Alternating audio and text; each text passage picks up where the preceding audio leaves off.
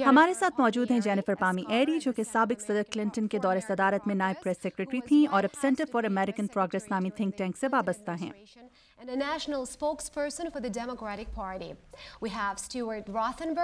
ان کے ساتھ موجود ہیں اسٹیورٹ راتھنبرگ، جو کہ راتھنبرگ پولیٹیکل رپورٹ نامی نیوز لیٹر کے ایڈیٹر اور معروف تجزیہ کار ہیں۔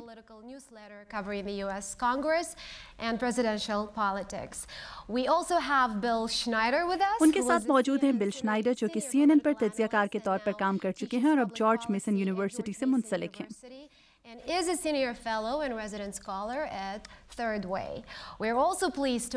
اور ہماری چوتھی مہمان ہیں مشیل برنارڈ، جو کہ امریکی ٹی وی MSNBC سے بحیثیت سیاسی تجزیہ کار منسلک ہیں۔ آپ سب کو خوش آمدید۔ بل شنائڈر، ہم اکثر سنتے ہیں کہ اپنی صدارت کے پہلے دور میں صدر ریگن اور صدر کلنٹن کی جماعتوں کو بھی اسی قسم کی شکست کا سامنا کرنا پڑا تھا۔ یہ بتائیے کہ یہ موازنہ کس حد تک حقیقت پر مبنی ہے؟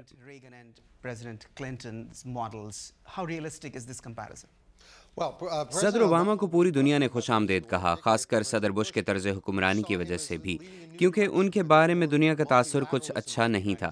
لیکن میں یہ سمجھتا ہوں کہ صدر اوباما کے حوالے سے دنیا کو کچھ مایوسی ہوئی ہے، خصوصاً مسلم دنیا میں، کیونکہ وہ بھی اسرائیل کے اتنے ہی گہرے دوست ہیں جتنے کہ صدر ریگن یا صدر کلنٹن تھے۔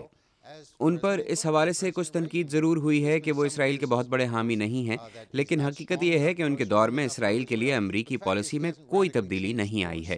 اسرائیل کے لیے امریکی حمایت بہت مضبوط ہے اور مسلم دنیا میں اسی بنیاد پر امریکہ کو پرکھا جاتا ہے۔ میں اس میں یہ اضافہ کرنا چاہوں گی کہ صدر اوباما کو اس بات کا اتنا کریڈٹ نہیں دیا جاتا جتنا کہ ملنا چاہیے کہ وہ امریکی تاریخ کے ایسے پہلے صدر ہیں جنہوں نے بحیثیت صدر اپنے پہلے خطاب میں ہی مسلم دنیا سے تعلقات بہتر بنانے کا پیغام دیا۔ یہ ایسی بات ہے جو لوگ بار بار بھول جاتے ہیں۔ امریکہ اور مسلم دنیا کے درمیان تعلقات کی بات تو مسلسل ہوتی رہتی ہے، لیکن اس میں صدر اوباما کی کوششوں کو نظر انداز کر دیا جاتا ہے۔ لوگ یہ کیوں بھول جاتے ہیں کہ جب ایک نام نہاد پادری قرآن کی بے حرمتی کرنے جا رہا تھا تو امریکی حکومت اس معاملے سے لا تعلق نہیں رہی، اور نہ ہی امریکی عوام۔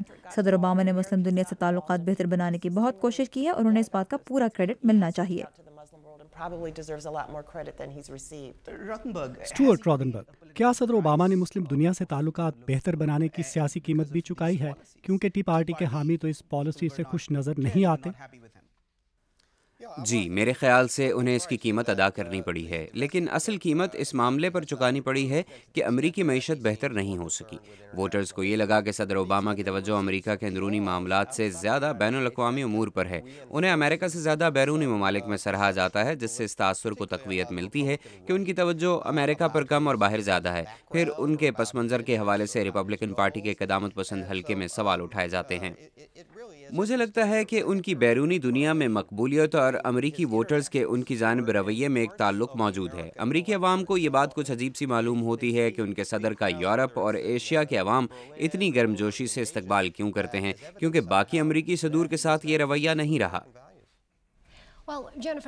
جینیفر، اوباما انتظامیہ نے انسانی حقوق اور جمہوریت کے فروغ کی حمایت کی ہے، لیکن بعض حلقے ابھی بھی ان پر یہ تنقید کرتے ہیں کہ وہ امریکی اقدار کو بہت زیادہ پروان چڑھانے کی کوشش نہیں کر رہے۔ آپ کا کیا خیال ہے؟ میرا نہیں خیال کہ لوگ انہیں اس تناظر میں دیکھتے یا ان پر تنقید کرتے ہیں۔ ان پر جو تنقید ہوتی ہے، جیسا کہ اسٹیورٹ نے کہا، وہ اس حوالے سے ہوتی ہے کہ جتنی توجہ وہ بین الاقوامی معاملات پر دیتے ہیں اتنی امریکی معیشت پر نہیں دیتے۔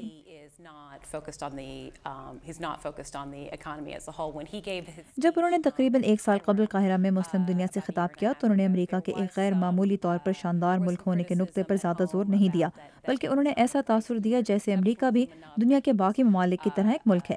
انہوں نے یہ بتانے کی کوشش نہیں کی کہ امریکہ دنیا میں ایک قائدانہ کردار ادا کر رہا ہے، لیکن باقی تمام باتیں معیشت کی ناکامی کی وجہ سے پس منظر میں چلی گئی ہیں۔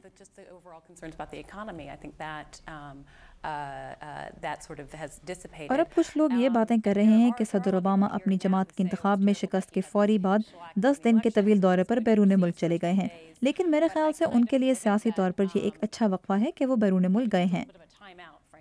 politically, getting out, going overseas, and since he's right, yeah, he could use a little. Presidents do it all the time. Get on that Marine One, get on Air Force One, and then and in this. ان کا Indonesia اور بھارت جانا یقیناً بہت اہم ہے۔ صدر Obama G20 میں بھی شرکت کریں گے، جہاں وہ امریکہ کے معاشی مفادات کو آگے بڑھائیں گے، اور میرے خیال میں اس سے انہیں سیاسی طور پر کافی فائدہ ہوگا۔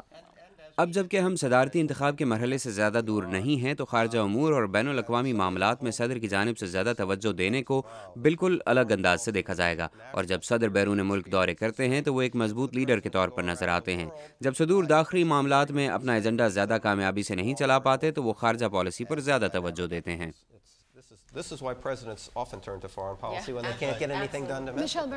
مشیل، آپ ہمیں نوجوان امریکی ووٹرز کے کردار کے بارے میں بتائیے، اور یہ بھی بتائیے کہ خواتین، نوجوان اور ہسپانوی اقلیت کا یہاں کے سیاسی عمل میں کیا کردار ہے؟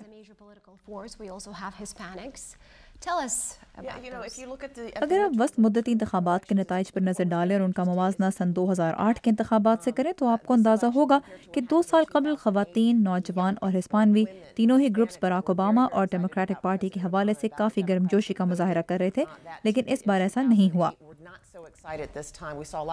اس بار زیادہ عمر کے افراد نے ووٹنگ میں نوجوانوں کے مقابلے میں زیادہ دلچسپی کا مظاہرہ کیا۔ اس کے علاوہ خواتین ووٹرز کے رجحان میں بھی تبدیلی دیکھنے میں آئی ہے۔ پہلے خواتین کی بہت بڑی تعداد ڈیموکریٹک پارٹی کو ووٹ دیا کرتی تھی، لیکن کچھ برسوں سے اس میں تبدیلی آ رہی ہے۔